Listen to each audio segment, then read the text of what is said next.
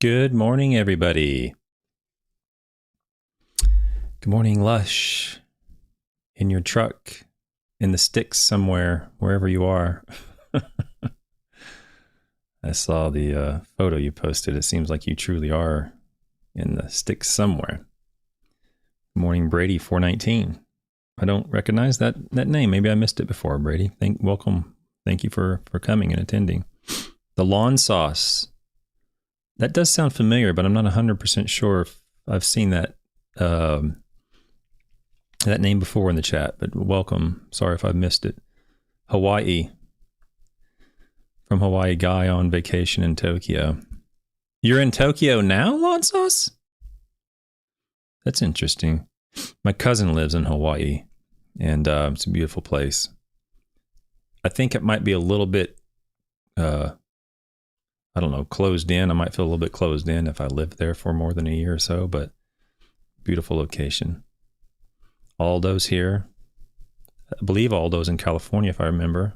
Welcome. B Butcher. I don't recognize that name either. Whenever I'm doing the show, it's hard for me to keep track of the chat and so forth at the same time. So I apologize if I don't remember your handles or whatever.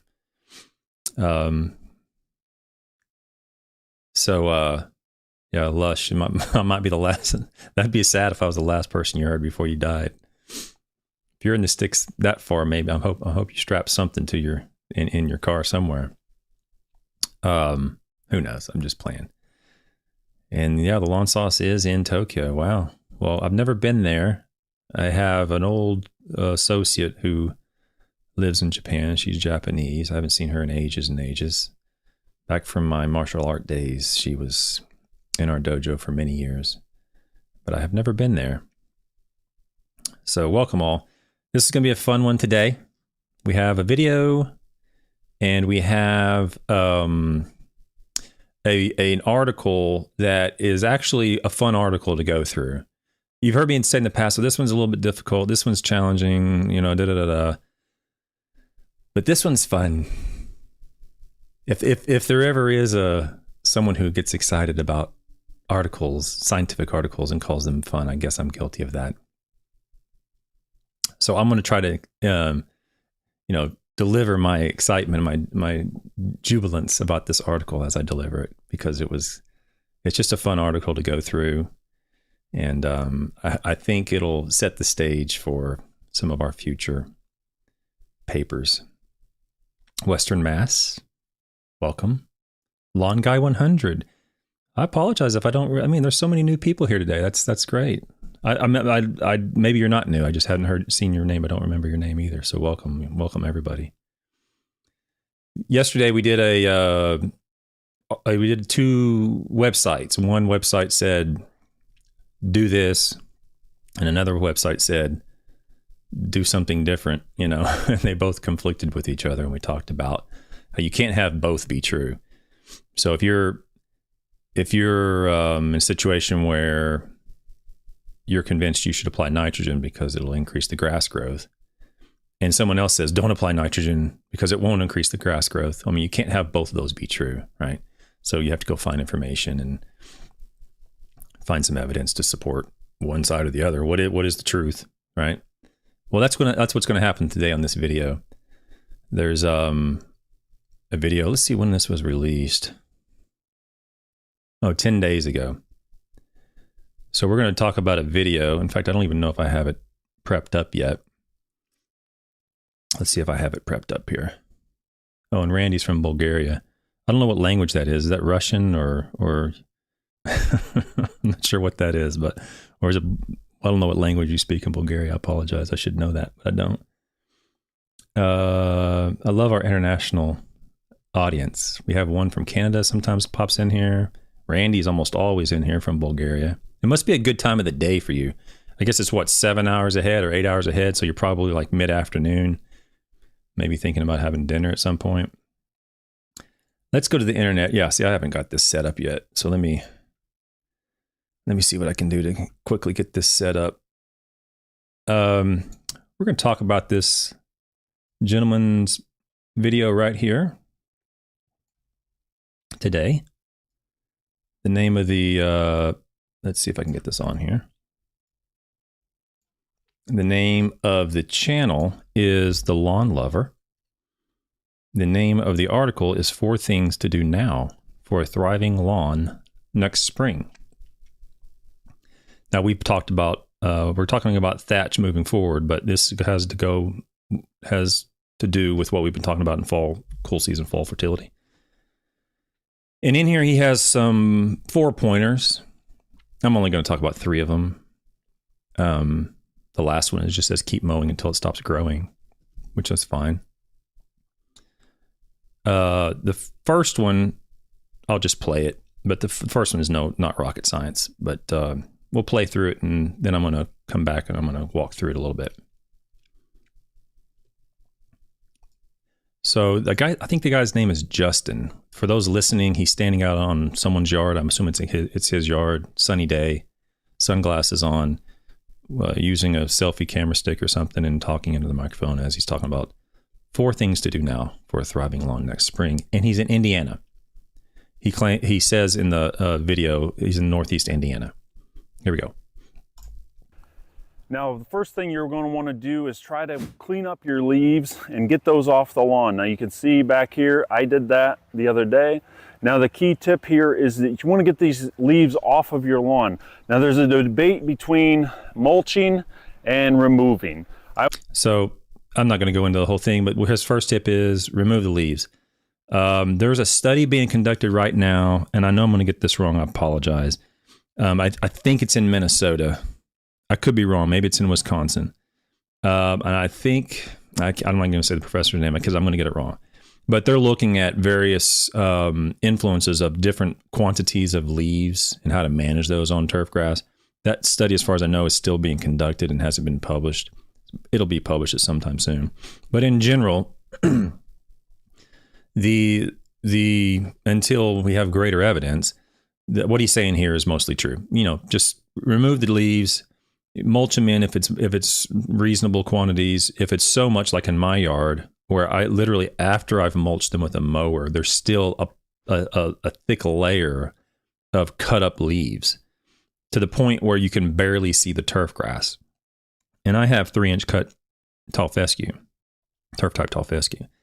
So in those situations where the leaves are enormous, it's probably best to remove those because there's so many leaves that it's actually very likely resulting in a reduction in turf growth and quality. But if the leaves are minimal, like as I said, you guys know from now, I've removed a lot of my trees. And nowadays, if I can keep it up, if I can mow occasionally and kind of keep the leaves mulched up, it's really not that bad.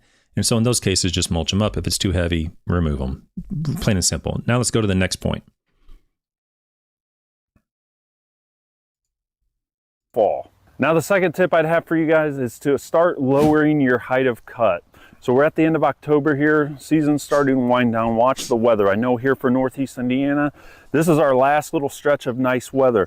So what I'm gonna do coming next week when things start hitting freezing temperatures at night is I'm gonna start lowering this height of cut. Now typically I'll mow between 3 and 3.5 inches. This year I've experimented down to 2.75 inches. I've used the Luba because it mows at that height, and I've also done that with my Time Master. The Luba is a robotic mower, by the way, if you're unaware of that. He's showing the robotic mower on his lawn.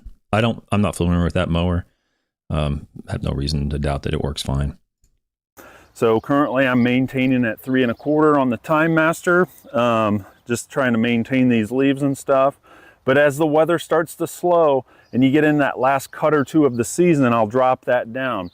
Now what this is going to do for you is keep that grass short, and here in the Midwest, we get a lot of snowpack usually in the winter, and the shorter grass you have, especially if you have kids out playing in the lawn in the snow, it's going to keep that grass to where you're not going to get it matted down and hopefully help out with not getting snow mold and issues coming out of winter into next spring.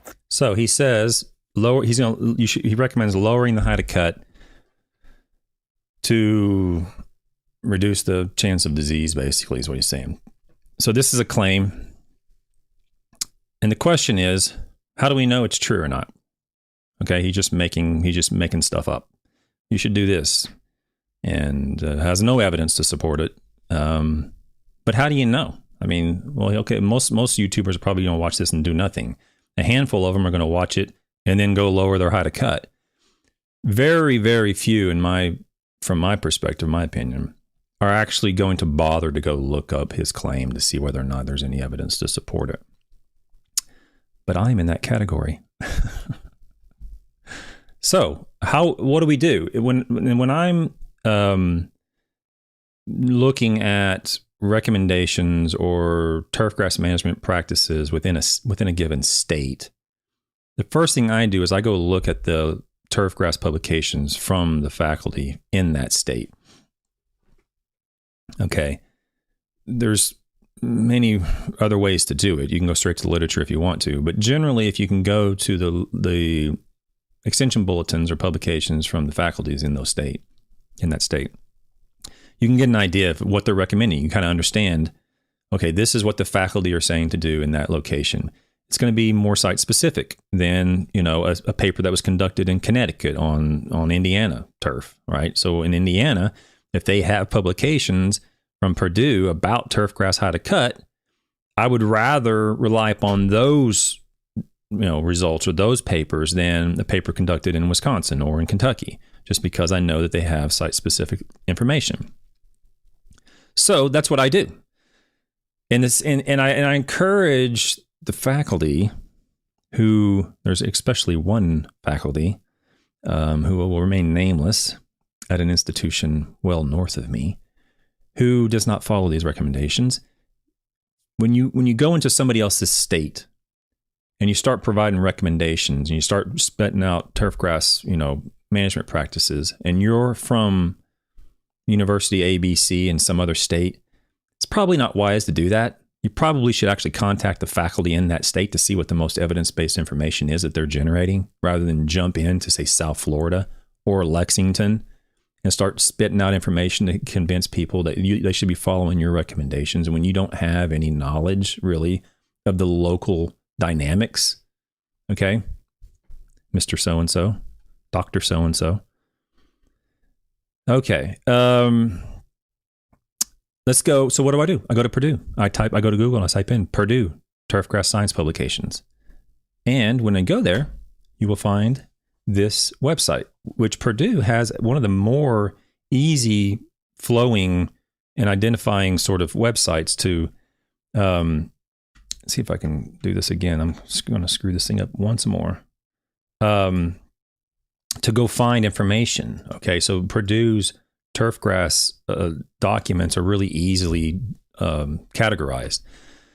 So if you go in here and you go, okay, I'm looking for information on, mowing height of cut on during the fall for tall fescue in Indiana, you go through here and you say establishing a turf lawn, maintaining a home lawn, weed control, disease control, insect control, and pesticide information. Well, it's not going to be under weeds, disease, insects, and pesticides, and establishing is not going to be there. So you'll go to maintaining a home lawn. So you click on maintaining a home lawn, and there's a variety of different publications in here. You can see all Purdue's publications, facts about phosphorus and fertilizing and all sorts of stuff. But what I'm looking for is height of cut relative to the calendar, relative to the time of year. So they're down here, there's a maintenance calendar for Indiana lawns. And if you click on this PDF, actually, maybe just click on this. Now, let me try the PDF. See what happens. Okay. You're going to find a PDF that pops up with various calendar items. So March, and you're going to say the maintenance level of the turf is high. You're going to watch for snow mold damage as snow recedes in March if the maintenance level is high. If the maintenance level is medium or low, you're not even going to bother with that. And you're going to go through the different months. March, April, May, and it has all the various, whether you're high maintenance or medium maintenance and so forth, and all the various things you should be looking at during the season. Well, this gentleman is talking about October, moving into November, lowering your height of cut. So let's go down to October and look moving into November and see what we find. If I can get this on the screen. We go into November and we have high, medium, and low lawns. So all lawn expectations, all homeowners, regardless of your expectation or your desired turf quality. The very last line in November says, continue mowing at 2.5 to 3.5 inches. In capital letters, it says, Do not reduce the mowing height for the last few mowings. Continue mulching tree leaves into the turf. So when you have a YouTuber saying lower your height of cut because you're going to reduce diseases or whatever in the spring, and you don't know what's true, go to the Land Grant Institution website, to the turfgrass, faculty's website in that location, and look it up. Now, one can argue, well, that's just the faculty saying that. True, they're not showing any evidence either in this publication, but these publications are centered on published evidence. I don't know what Purdue does, but in UF and at UK, where I've published many extension publications, it still has to go through a peer review process. It still has to be vetted to ensure the information is supported by evidence as best we can. Okay. So knowing that, I'm pretty confident that there's a good reason why the Purdue faculty put this in here. Do not reduce the mowing height. One guy says, reduce the mowing height. So I'm inclined to follow the Purdue turf grass management recommendations before I follow any YouTuber trying to make a few bucks off of a video, saying whatever he wants to say because he doesn't have any more content to spew out. So he's going to come up with something so he can create a new video. Okay. So don't be fooled. What he said could be true, could not be true. Take time to look it up. Look at Purdue's turf, in this case, Purdue in Indiana. And it says right here, do not reduce clippings. Okay. So let's go to the next part where he talks about fertility. Okay. We're going to see if I can get this back on the screen here. Here we go. Okay, here we go, guys. The next part is fertilizing your lawn. Now, the third and probably most important step that I would recommend here is now is the prime time to fertilize your cool season lawn. You want to use up what you have. So if you have extra fertilizer in your garage, depending on what it is, put it down. Typically, I like to use a starter fertilizer in the fall just to set it up for next spring. Okay.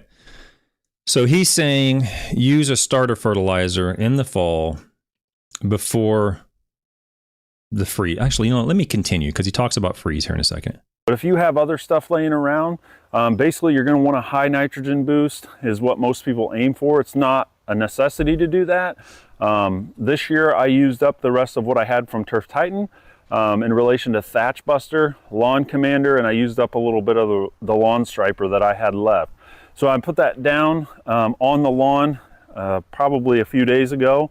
Now you can fertilize up until the ground freezes here in Northeast Indiana. Okay, so that's what I wanted to get into. So you can go back and look at all the videos that we've gone over. But we have gone over various phosphorus papers. And in locations where phosphorus is already high and or the turf grass is not exhibiting a phosphorus deficiency, you need to get phosphorus out of your program. Okay, if the turf grass is not exhibiting a phosphorus deficiency, get it out of your program. If the turf grass appears to be maybe showing a phosphorus deficiency, and that has been confirmed with the soil test showing that it's low, then you can consider using phosphorus. But putting down a starter fertilizer in the fall is against every known BMP that I can possibly think of, unless you're establishing a lawn, which you shouldn't be if the ground's freezing. Okay, so when the ground's frozen or about to freeze, this gentleman's argument is, if I let it continue, what his argument is, put it down before it freezes so it moves into the soil and then it's stored in the soil. Right. Let me just show that so you don't think I'm fibbing to you here. So that'll be typically after those temperatures start to fall. You'll notice the ground temps will take a little bit to freeze up. So put that down to where it can dissolve in with rain, because most of us have our irrigation off, hoses pulled in with the cold temps. But get that stuff down on the ground, and like I said, you can do it until the ground freezes to make sure it gets into your soil and it's going to store over the winter. Now you don't want to do this too soon. We're in a prime time to do this because you don't want that grass using up all those nutrients before next spring. Yeah, you don't want the grass to use up the nutrients you applied. You definitely don't want that. You definitely don't want the turf grass to take up the nutrients that you just applied. I mean, come on, guys. It's absurd. So when you're applying nutrients, the only purpose to a turf grass in the world of turf grass lawns is to enhance the quality beyond some unacceptable limit to get it to the point where it's acceptable. And the only way that's going to happen is if the turf grass takes it up. So if you're putting out nutrients at a time that you're saying, I don't want the turf grass to take it up, then don't apply it. Okay, wait until that's an appropriate time that the grass is actively growing, and then apply the nutrients, or just slightly before that if you can, anticipate or predict, the time of year. Let's say it's going to start growing every year at whatever, April 1, then you can go out a week or so before that if you want to. If it's, if it's going to be actively growing, you're going to start mowing it at that time. But to apply nutrients when the turf grass it is not going to take it up, when the ground is frozen, when the grass is no longer growing, it makes no agronomic sense. And the argument is, it'll store it in the soil and it'll pop out next spring or whatever, which the evidence clearly shows that the grass will be greener with those fall applications, right? It will be greener. It won't grow that much during the winter. That's true. But it also shows you can just wait and avoid all the environmental risk and apply it in the early spring. And that's what the Mangiafico and Gallard paper showed.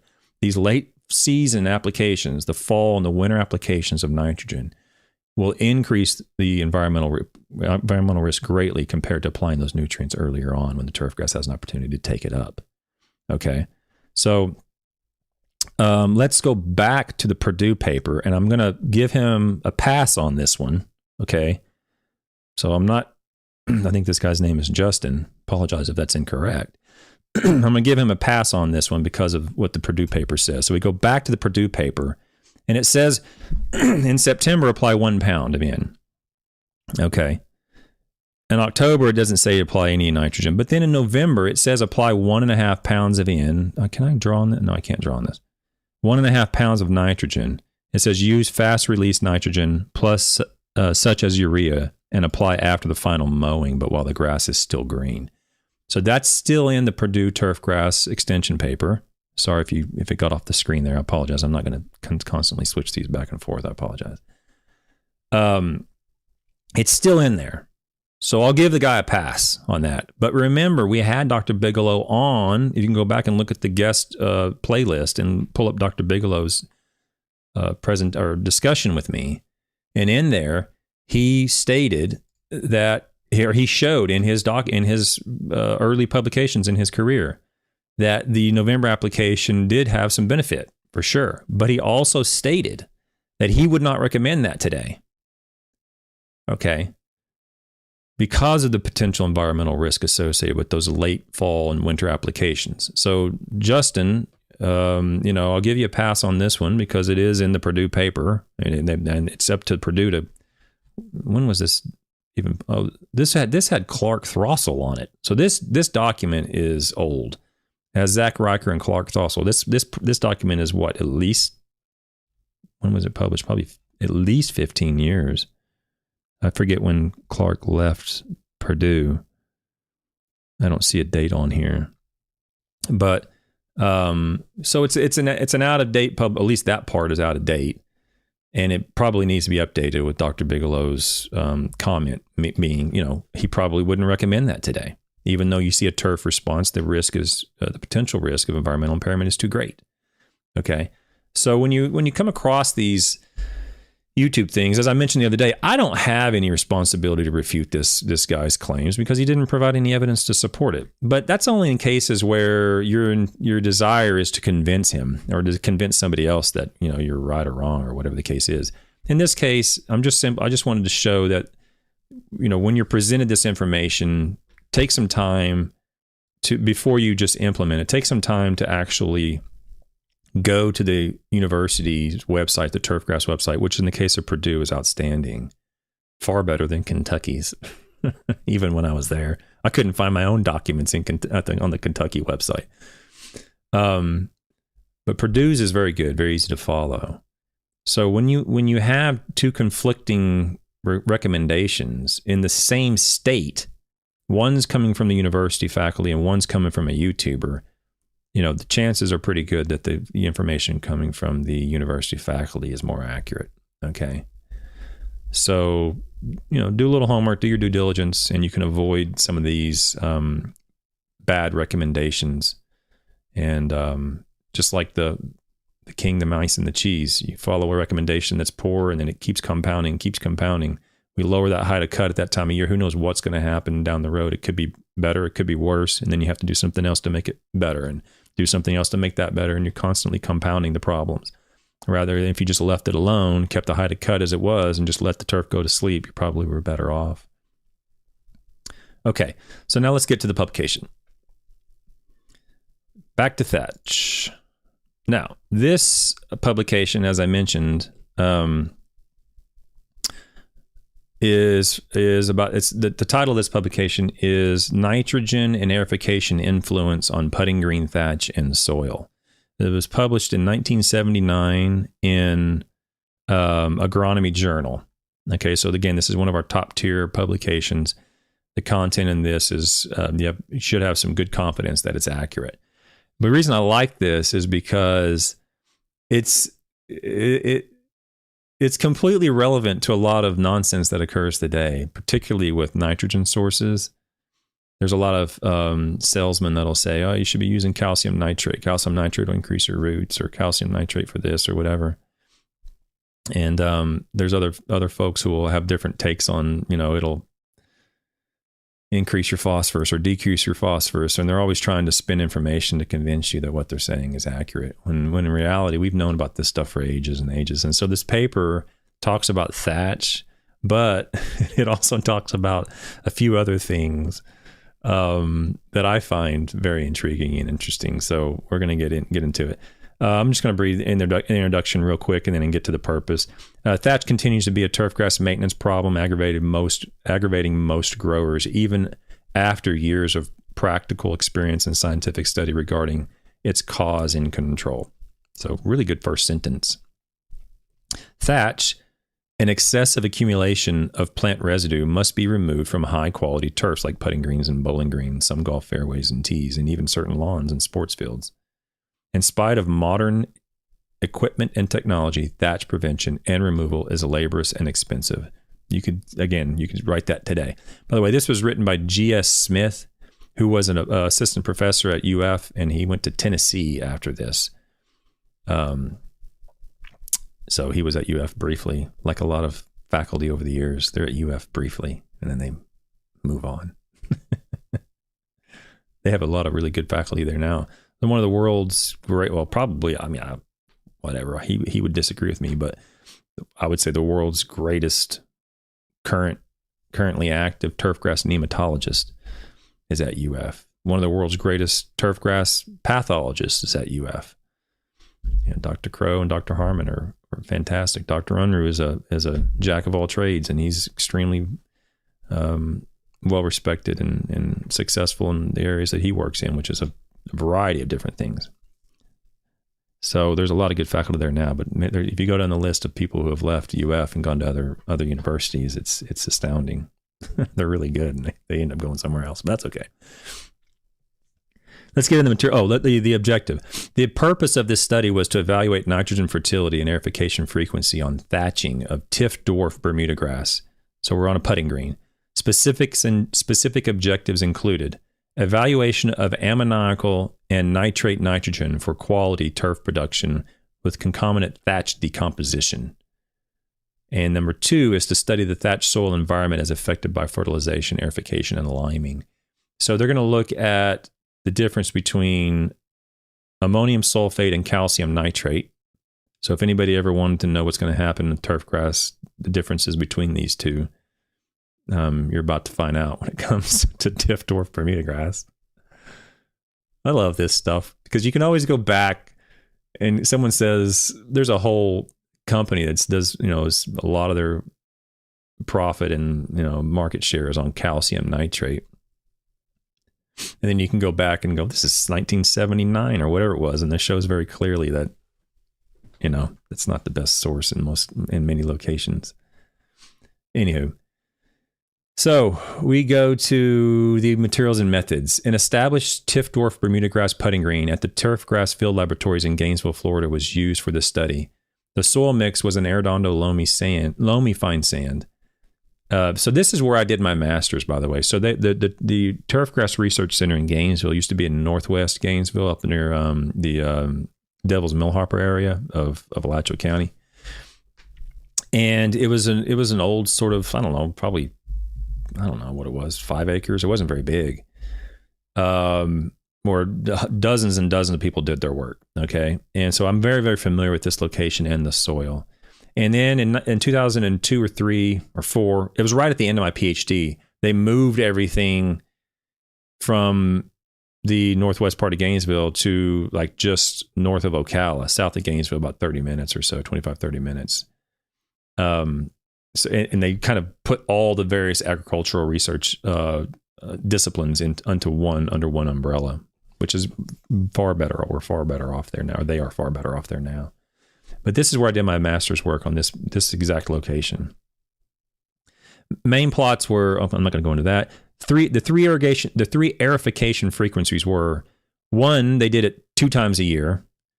Number 2, they did it monthly, so 12 times a year during growing season. In Gainesville, on Tiftdorf, it's going to slow down in November, December, and January. I don't know if they continued all year, but they did it monthly during the season.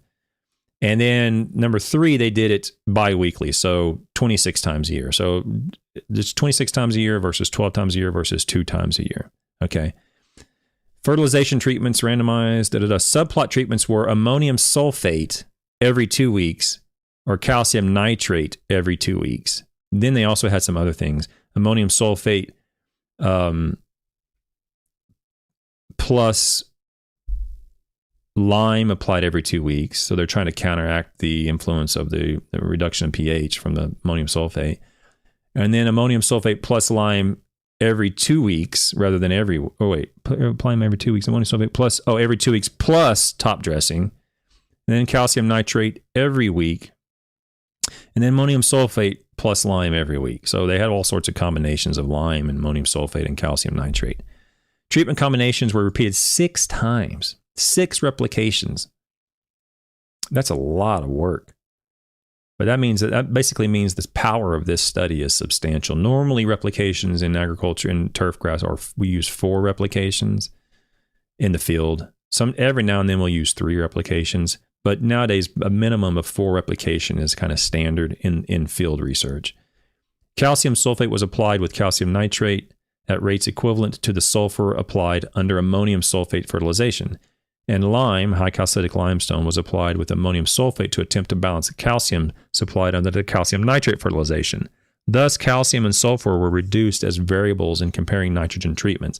All nitrogen sources were applied at equivalent rates at 1 pound N. So now, the reason I highlighted that is because I do not encourage people to go out and, quote unquote, do their own research unless you're properly trained on how to account for and balance out known variables. And the reason for that is if you go out and you put out something on a turf and you cover it up, or you put out 2 or 3 treatments, and you do that with on your own location, and you look at it, your conviction is probably going to grow based upon those results. Because you did it and you saw it and you go, well, I did it and I saw it and this is site specific and I did it. But if you don't know how to control for error or other variables that could influence your data or your results without you knowing, your conviction, although it's going to grow, could be wrong. And I used this on a podcast months ago, whenever it was, a year ago, where I showed a magnified, a really pronounced turfgrass response to potassium sulfate. And if you did that on your own, you might think, I need to apply potassium because I saw this huge green square from applying potassium sulfate. But if you don't balance out the potassium or the sulfate, in that case I was looking at sulfur, but if you don't balance out the potassium with a non-sulfate form of potassium, in my case I was using potassium chloride, you don't know whether it's coming from the potassium or the sulfate. In my case, because I applied potassium sulfate and potassium chloride at the same rate, and I did not see a response from the potassium chloride, but I did see a response from the same rate of potassium sulfate. It was very clear evidence that the response wasn't due to the potassium because I balanced those out. It was due to the sulfur, the sulfate. And in this case, on this paper, that's what they did. They balanced out the sulfur, they balanced out the calcium using other sources, so that the response wasn't from the sulfate, from the ammonium sulfate. It was from either the pH or reduction or ammonium or whatever the case might be. But they balanced out the known variables that they didn't want to measure. Okay, and that's one reason I don't encourage people to run out and start throwing stuff out, because you can become really, really convinced after that point, and you could be wrong because you don't know how to conduct proper research. I'm assuming if you don't know how to conduct proper research, don't conduct research, because you're going to, potentially end up with even a stronger opinion that's wrong. Let researchers do research, and let turf managers manage the turf. And if you're so inclined to go down those roads and get a master's degree and learn how to do research, more power to you. Then you're qualified and you understand how to do it properly. And at that point, I would encourage you to do that, site-specific trials. But it needs to be managed or supervised by someone who knows how to do it correctly. Okay, let's continue. Aerification was accomplished using half-inch hollow tine aerifier set to remove 2-inch deep cores on 2-inch centers. Okay, so that's the aerification they use. They end up changing it during the trial, I think. But let's look through here. Top dressing, what the material was a loamy sand similar to the putting green mix, was applied at roughly a third of an inch. So remember, back then they didn't have the USGA spec greens. They were just using push-up greens mostly. And in this case, they used an Aerodon fine sand as a push-up part. And so they top dressed with similar soil. Initial thatch samples consisted of 5, that's 6-inch deep cores taken at random from each plot with a 2/3 inch diameter core sampler. I'm trying to convert from SI units to English flying on the fly here, so apologize if I get it wrong. Cores were sectioned into portions representing the thatch, organic layer between soil surface and green cover. So that's what they identified as the thatch. So between the soil surface and the green clippings, that's what they identified as thatch, and the 0 to 5 centimeter soil layer beneath the excised thatch.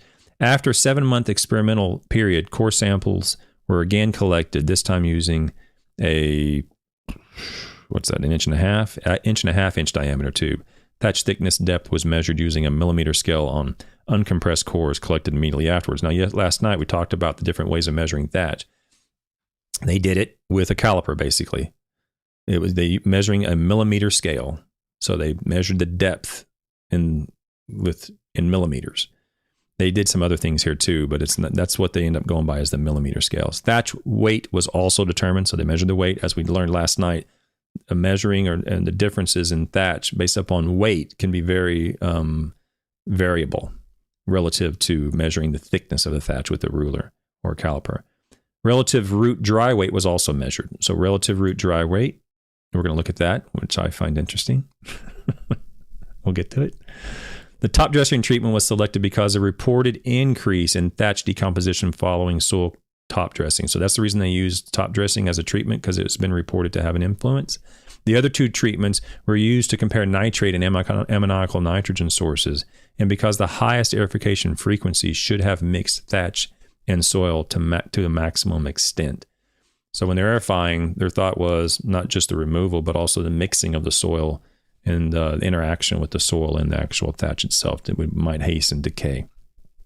To correct for mineral material remaining in the organic fraction, a sample of each was ashed for 2 hours and weight calculated to a weight loss on ignition. So they use weight loss on ignition to remove the known error from whatever mineral soil was remaining in the thatch. So in other words, if they did weight or they did roots or they did whatever, you're going to weigh that, but there's going to be some error in that because of the mineral fraction of the soil that you didn't get washed out. They washed it out. Okay, they did their best, but there's still some left.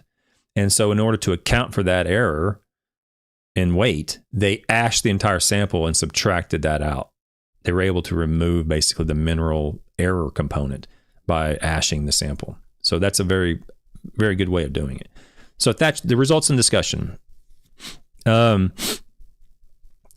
before I get there, let me read through here. Purdue has a great website. I agree, Lush. It does. UMass is, so Lush, I'm assuming you use UMass as the go-to land grant in your location. Okay. Might be an unhealthy hobby for me. Could be. The Lawn Saw says, what is your opinion on applying this research to a different environment, i.e. Hawaii? So, very good question. The results of these research is only directly useful for locations that are consistent with the environmental conditions of the research. However, we can't just all refine it down to every single little slice of the world where we did the research. It has to be used beyond that. So, for example, research conducted in Gainesville would be, I think, analogous or useful for pretty much anything north of Orlando, and most probably even north of like Lake Placid, probably all the way up into Jacksonville and southern Georgia and southern Alabama. It would be useful for that area. But if research is conducted in Fort Lauderdale that shows differences in the results compared to Gainesville, then I would use those data and those research for South Florida rather than research from North Florida. Now, when you're going to take, in this particular case, it's from Gainesville. So if you're going to take the Gainesville data and try to compare it to Hawaii, that's not too far off. Okay. I would prefer to see Fort Lauderdale research if you're going to go to Hawaii, because we're in a subtropical climate in South Florida. It's probably more similar to Hawaii, except we get a lot of rain down there. In Hawaii, you don't get as much rain.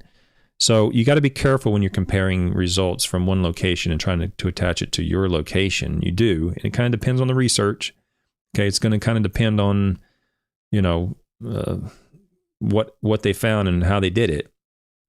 But if these results were from Michigan, then I think the difference to me would be too great to directly relate it to what you might expect to see in Hawaii. But being in Florida, you could have some confidence with that. Would be the way that I look at it. There's no Tiff dwarf in Michigan. Okay, I don't know what's in Hawaii, but you could easily grow Bermuda grass. You do have Bermuda grass greens in Hawaii, so. That's how I would look at it. I'd be a little careful, a little skeptical, directly saying this is exactly what you should do because this is what this research found, unless it was, very, very close to the environment that you're in. And Gainesville's starting to get a little cold. It's starting to get a little bit more a temperate climate when you get up into Gainesville as opposed to Fort Lauderdale.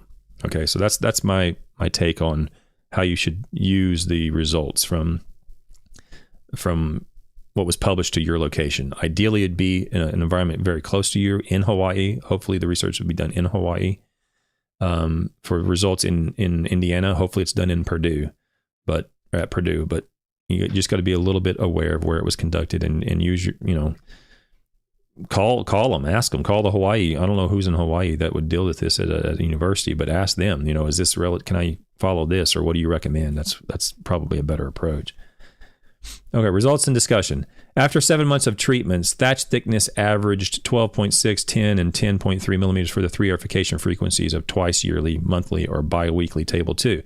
So what he's talking about is this right here, 12.6, 10, and 10.3 for the thatch thickness. So all these are the twice a year. All of these are 12 times a year, and all of these are 26 times a year. And it says the average, if you're doing it twice a year, the thatch thickness was 12.6 millimeters, and it dropped by about 20% or so to 10 millimeters if you went from aerifying twice a year to aerifying every month.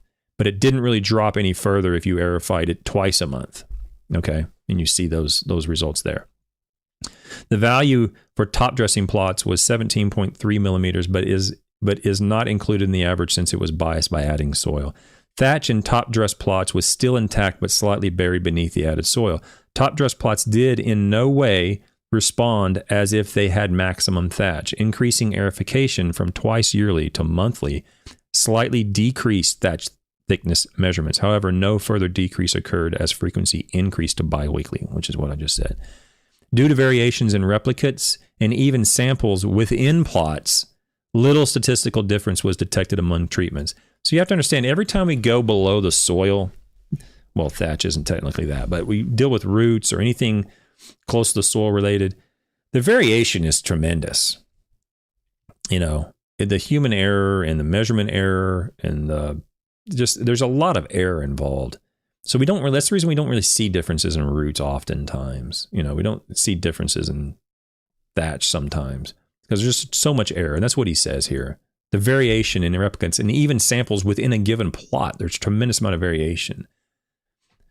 So within a given aerification frequency, no statistical difference among fertility treatments was recorded. Table 2, putting green turf, thatch, appears to be much less uniform than it would be suspected from visual observation. So he's saying because there was so much variation even within a plot, the thatch differences or the thatch itself could be quite variable, even though on the surface it might not seem that way.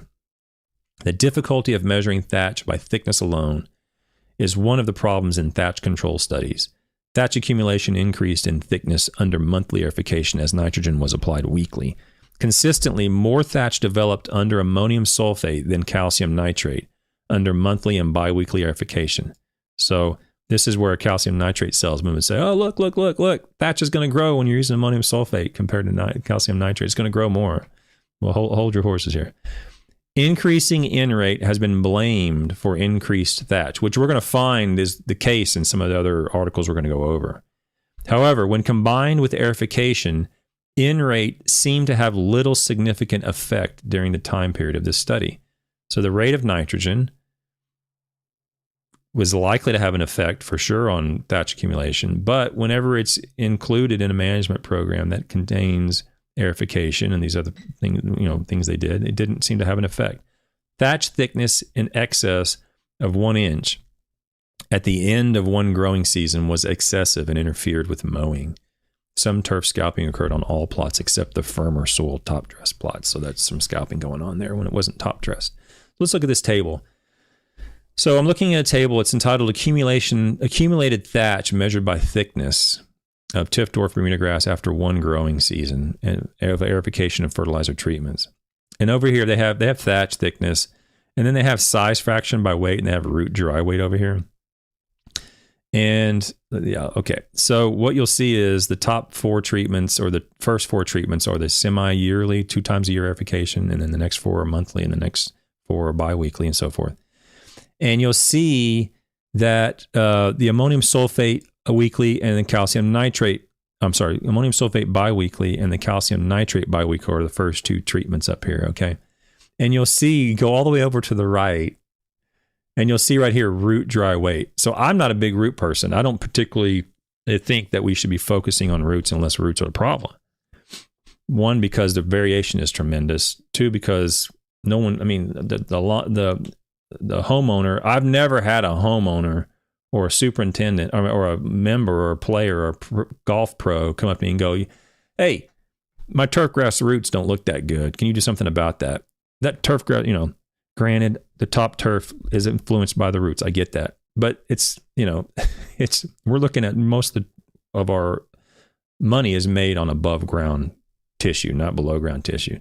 And like I said, roots are a way to be deceived oftentimes of people holding up root cores and saying, oh, look at all these roots and grew all these roots. Meanwhile, when we do the study, we don't see any differences.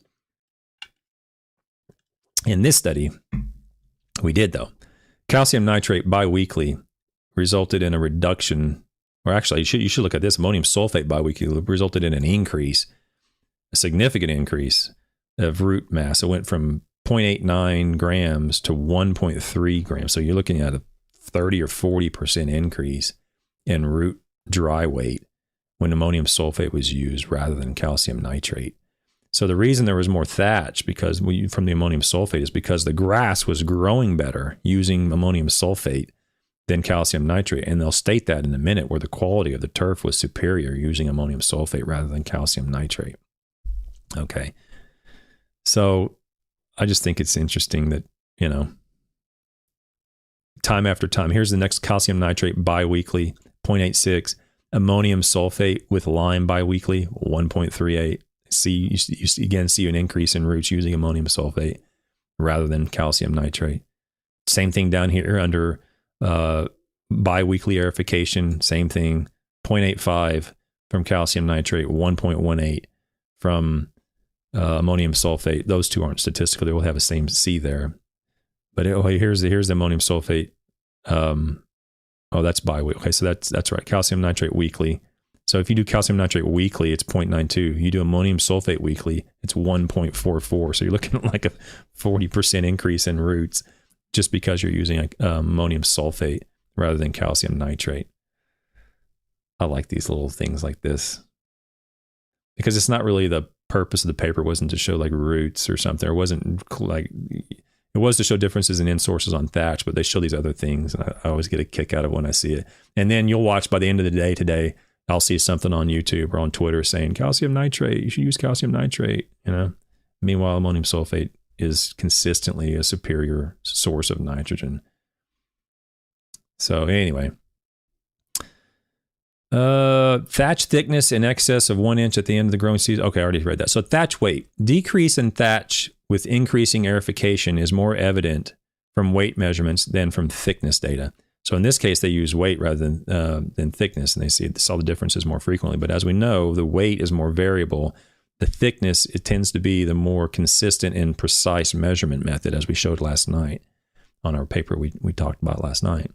As aerification increased from semi-yearly to biweekly, the quantity of organic matter greater than 0.4 millimeters total, so the total thatch decreased from 9.9 to 8.5 to 8. All fertility treatments within the twice yearly aerification treatment produced more thatch than these same treatments with higher aerification frequencies.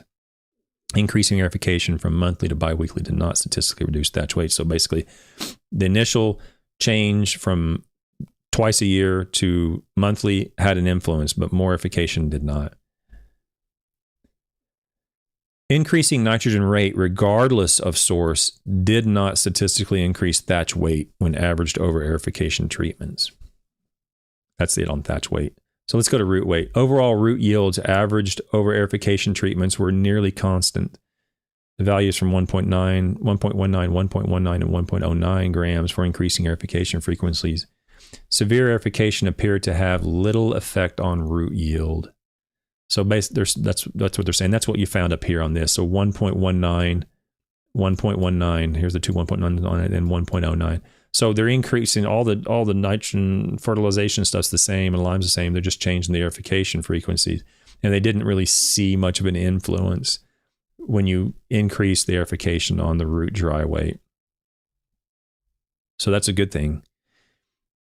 Even though considerable variation in root yield was recorded within replications and samples within plots, like I just said, this is the case on almost every study you'll ever read. There's a ridiculous amount of variation in root yield.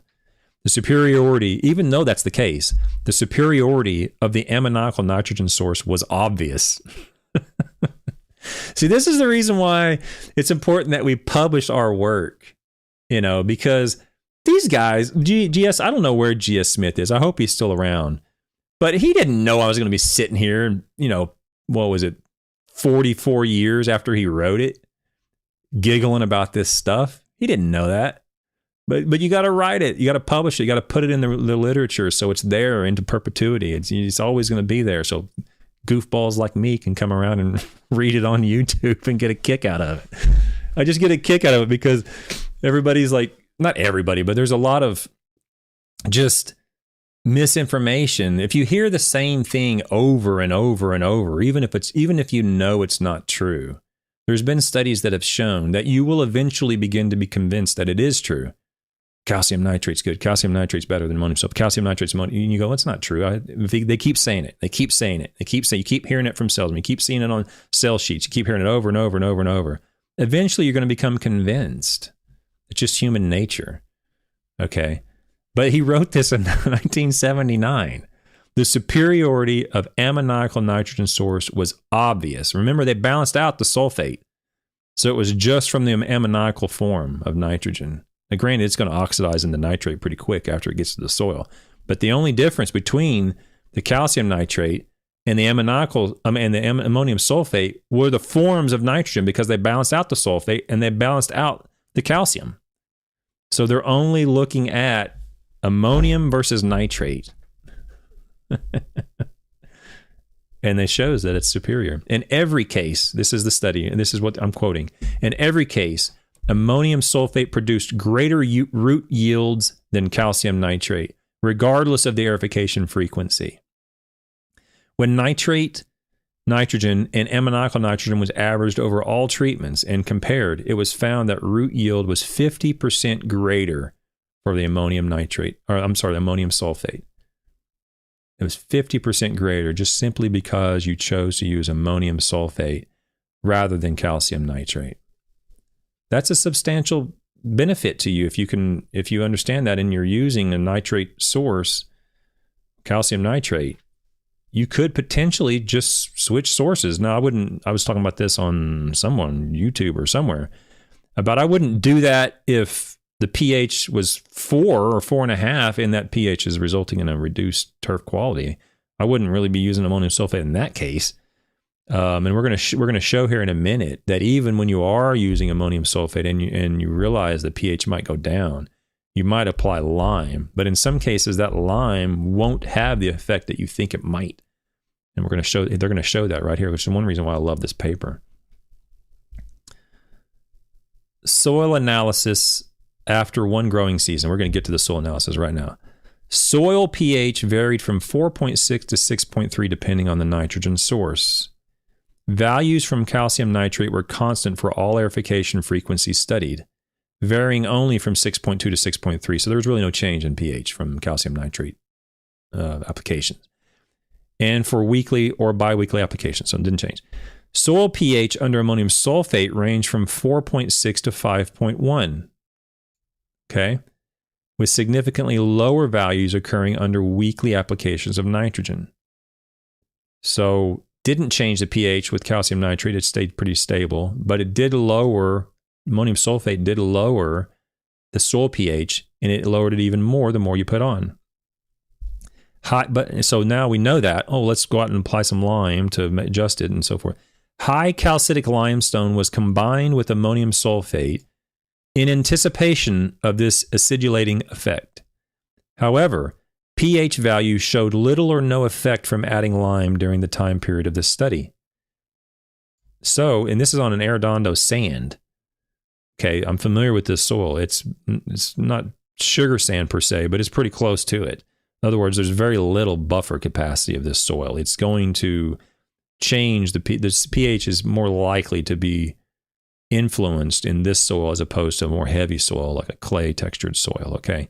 And even in this soil, and the influence of lime in clay textured soils is going to be less than the influence of lime in sandy soils where you have less of a buffer capacity in sandy soils. So the lime should have an effect. But in this case, high calcitic limestone was combined with ammonium sulfate, and it did not show an effect. It had little or no effect from adding the lime. Increasing aerification, which should have mixed lime with the sub-thatch soil, did not reduce the acidifying effect of ammonium sulfate during the time of the study. Very low pH did not seem to have a visible detrimental effect on Bermuda grass. In fact, turf quality and growth following aerification was better for ammonium sulfate than calcium nitrate. Oh, man. If G.S. Smith was alive today, I'd give him a hug. If any of his family's watching this at any point in the future, your father or grandfather was a great man. I love this old stuff, man, because they just said it how it is. They just straight up said it. You know, turf quality was better using ammonium sulfate than calcium nitrate, even though the pH went down. The pH was 4.6 and 5.1 with ammonium sulfate. Oh, we got to go lime it. We got to go lime it. What are you doing? pH is 4.6. You got to go lime that thing. They did lime it, and it was still 4.6 and 5.1. And the turf was fine. The turf quality was still fine. Most of the influence on these types of soils where you're in sand, a lower pH, isn't due to like aluminum toxicity and iron toxicity. It's more due to like direct hydrogen ion toxicity, and you're not going to see that usually at those pHs. When you get down to clay textured soils and you get down to pHs of 4.5, 4.5, aluminum and iron become much more soluble. And in those soils that contain aluminum and iron, you have a much greater probability of seeing a reduction in turf quality as a result of aluminum and iron toxicity. But in this soil, which is a sandy soil, they didn't see that. The turf was better despite the low pH. Okay? And again, this is one more reason I'm adding to the layers of confidence that I have when I say these things. I'm not overly concerned about soil pH unless your turf looks poor, or if you've seen you have a past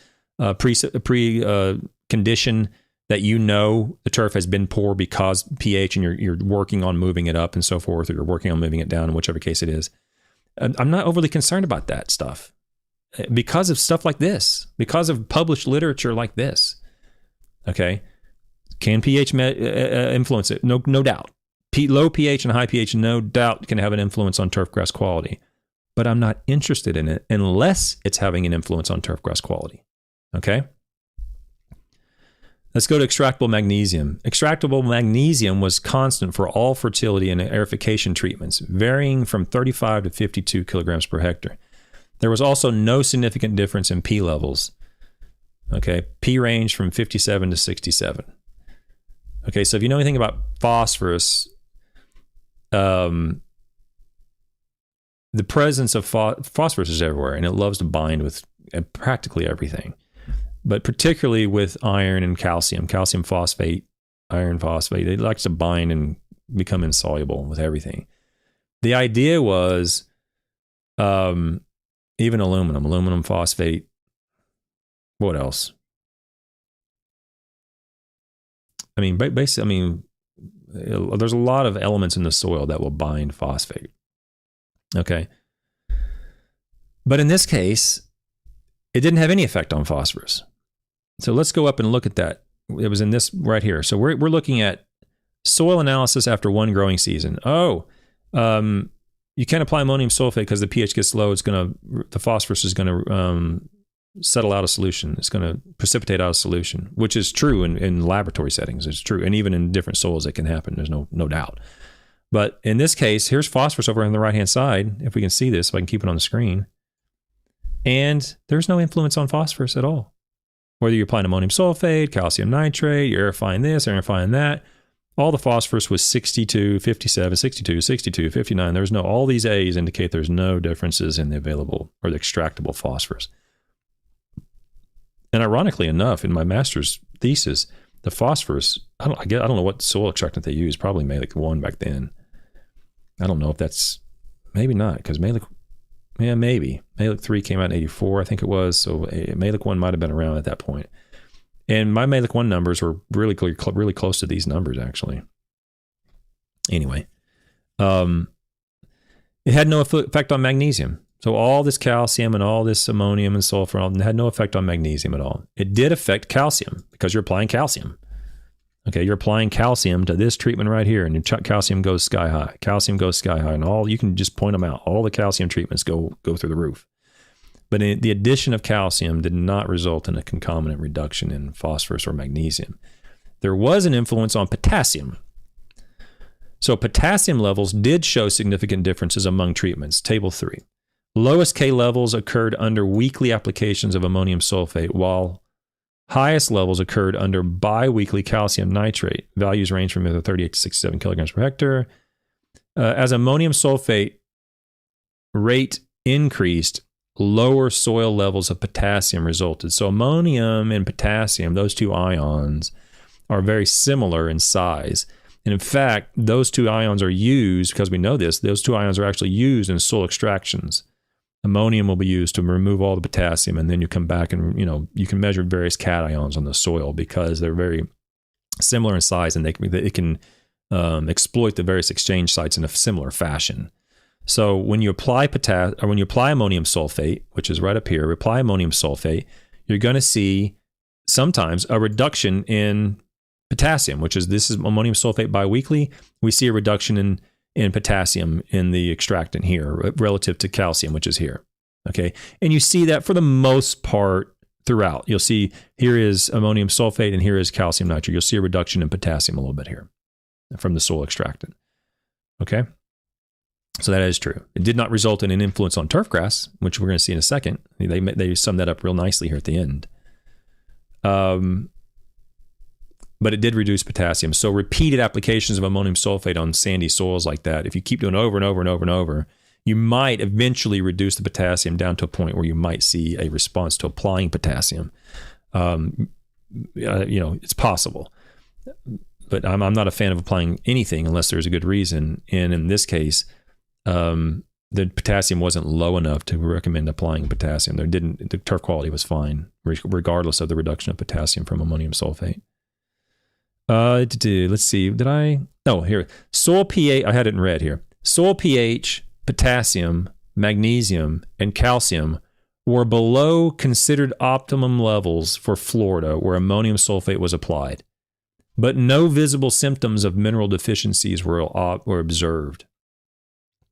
So they said it right there. The soil pH was lower than we recommend. The potassium, the magnesium, and the calcium levels were all lower than we would expect, we would recommend in the soil, but the turf was fine. So that's an example, and there's not much of a conclusion here at all. There's not much of a conclusion. They don't even have a conclusion in this paper, so I'm going to go back to me here. But that's one reason why I encourage some hesitation on the ubiquitous use of soil testing in turfgrass science, because in 79, and this could be the case even today. It is the case even today. In 79, they said, hey, we did this. Ammonium sulfate reduced pH and reduced potassium, reduced, all these things. They were below levels. Sometimes they reduced it, sometimes they didn't. But the levels were lower on the soil test than the university faculty at the time would recommend. But the turf was fine. So what does that tell you?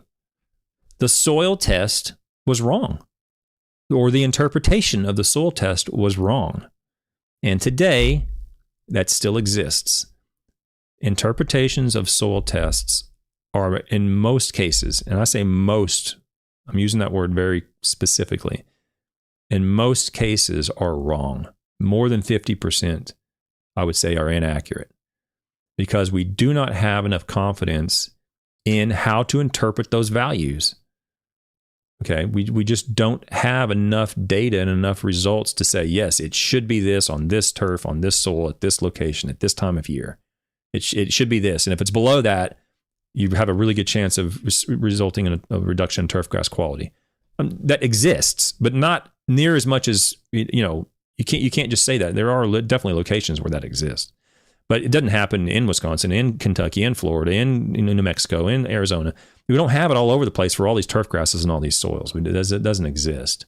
And on top of that, you could be using Bray, you could be using Malic 3, Malic 1, you can use all these, which are pretty sound. We can come up with values that are, in the ballpark.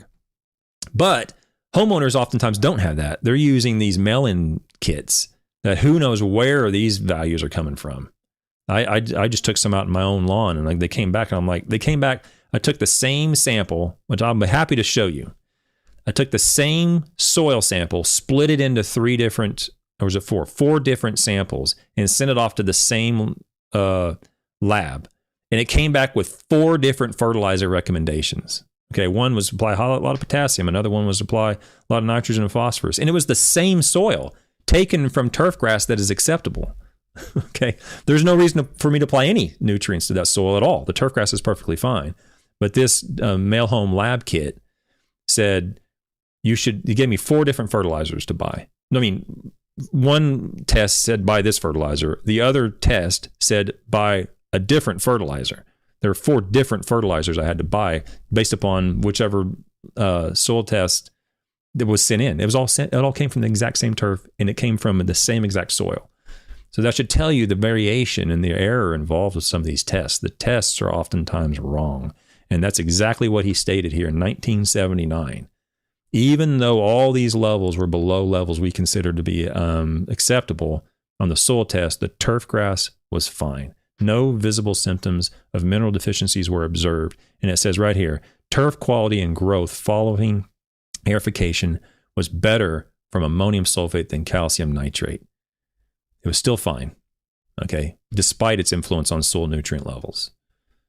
All right, guys.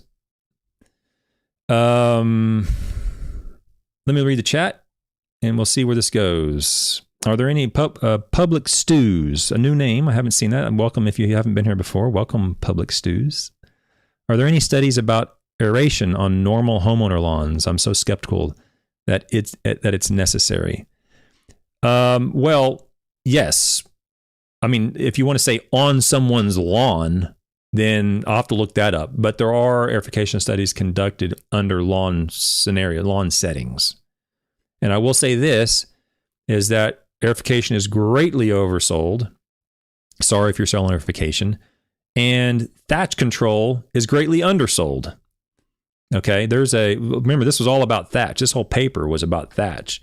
And basically what it said was aerification did help thatch. If you went from 2 times a year to 6 times a year, there was some benefit to reductions in thatch. So there's a little bit of that value to that aerification if you're looking at controlling thatch. There's a little bit there. There's also, let's see, the take home. They didn't have a conclusion, unfortunately. Oh, I highlighted the conclusions in the abstract. So let me just read this real quick. Surface liming was not effective in retarding acidulation.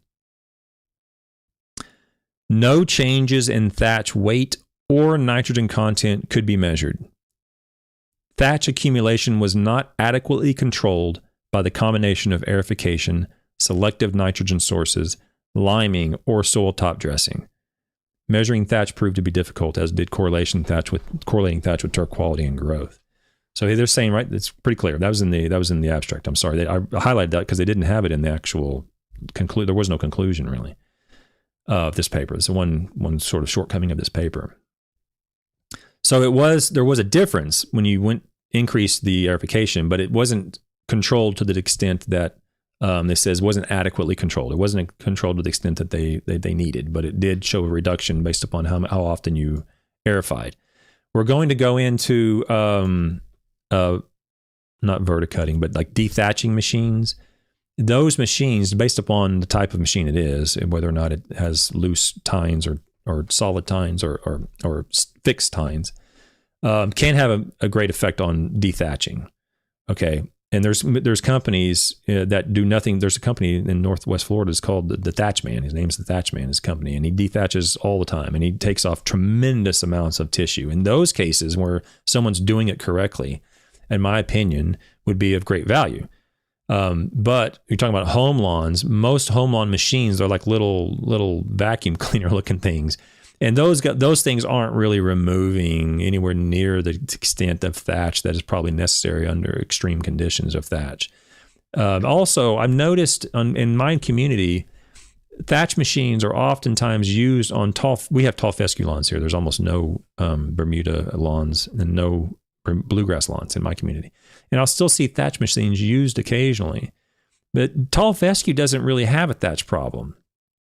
Or perennial ryegrass doesn't really have a thatch problem to any great extent. They're bunch type grasses. So they're not like bluegrass or Bermuda or zoysia, or where you're having a lot of lateral growth above ground or below ground. You're not going to have a lot of thatch if you don't have that. So you should be right to be skeptical, public stews, when it says, when you say you're skeptical that it's necessary. It's probably not necessary. It's almost never necessary on tall fescue and perennial rye. But it could be necessary in some home lawn situations, particularly zoysia grass home lawns, potentially bluegrass home lawns in cool season locations. But to do it, you need to have the right machine and the right management practice to do it. These little, it's like, I don't know how to explain it. It's like a little, something like you could just buy at Walmart or something, and goes in there and kind of just pulls things up. That's probably not going to do it. When the Thatch Man shows up in Northwest Florida and dethatches your lawn, he has a trailer that he pulls up with to remove all the tissue that he removes, to haul it off. He's really going in. He's getting free plugs here. Not that anybody really is going to, plug or sell off my channel, buy my channel, but he's removing a tremendous amount of dead tissue. That's what you're looking for. Not these little little ticklers of the grass that kind of pull up a little bit of green tissue and a little bit of brown tissue. If you have a thatch problem, you got to pull that out. And we're going to go into those papers. Okay. Yeah, so Long Guy 100 says, I agree. You need proof the aeration is good for home lawns or is needed. In most cases, it's not needed on tall fescue or perennial ryegrass. I see aerification machines in my community on tall fescue home lawns. I mean, why are you aerifying? I mean, is the soil compaction so much that it's reducing your turf grass quality? Very unlikely. We'll get into that sometime. Yeah, so public stews. So I'll look up. I don't know the remaining studies. I don't remember how many are in home lawns versus how many are in golf public stews. I don't know. I'll look that up. I mean, we'll get through it. The next several weeks, public stews, maybe even month, we're going to be going over nothing but thatch. So come back and watch, and we'll see which one of these articles eventually get into home lawns. Yeah, Jago, am I okay sharing what test kit was used? No, I'm not, because it's a research study, and there's a reason why I need to remain on the down low with that. I don't want to publish any information verbally or written until I have enough data to actually publish it. So I'm doing a soil testing research study, and that's one of the treatments. So unfortunately, I'm not going to share that with you right now, but it will be at some point. Unfortunately, it's going to be a little while, like years, before I'm able to publish that, because I'm just starting it. Public Stew says spring 2022 online lab test said I needed a ton of K. P was optimal. I don't know your situation, Public Stews, but we're going to go into months of potassium at some point, and there are clear evidence, there's clear papers that show the application of potassium can be a benefit, no doubt, no question. But there are many, many, many that show potassium doesn't do anything because there's already enough being supplied from the soil. So potassium, if you want kind of a quick way to maybe enhance your profitability, is to look at the amount of potassium you're applying and ask yourself, do you actually need it? And the chances are pretty good that you probably don't. I wouldn't know that unless I have more information for your location. But the chances of you seeing a turfgrass response to applied potassium are very, very low, extremely low. Okay. And then we'll go into that. That's just not my opinion. It is my opinion, but my opinion is based upon the evidence that I know of in the scientific literature. And we're going to go over the literature on potassium. Okay, so Western Mass Turf, will I cover product infiltration from thatch into soil? So the paper on Monday, I don't know what you mean by product infiltration, but the paper on Monday will talk about water infiltration, the influence of thatch on reducing water movement through the soil profile. So there will be a little bit on that as well. I don't know if that's exactly going to be your question answered or not, but yeah, he said, so Western Mass says bluegrasses and fine fescues lawns have issues with thatch in Massachusetts. That doesn't surprise me. Bluegrasses, fine fescues, they're different than tall fescues. They can definitely have some mat, kind of collected underneath them. Anyway, so, okay, that's it. So everybody, thanks for showing up. Jesse and Jago and all you guys, Long Guy 100, thanks y'all for showing up. That's it for me for this week. I'll be back on Monday next week, and then Tuesday we have a guest author, a real guest author, not the fake one I brought in last night. We're going to have a real guest author on Tuesday to discuss his thatch paper, and that's one of the first papers, not the first, but one of the early papers that looked at biological degradation products on thatch reduction. It's a very simple paper, and we're going to go over that on Tuesday. Until then, you guys, I hope you have a great day. Treat each other kindly. I appreciate everybody showing up. Have a great weekend. We'll talk to you next time.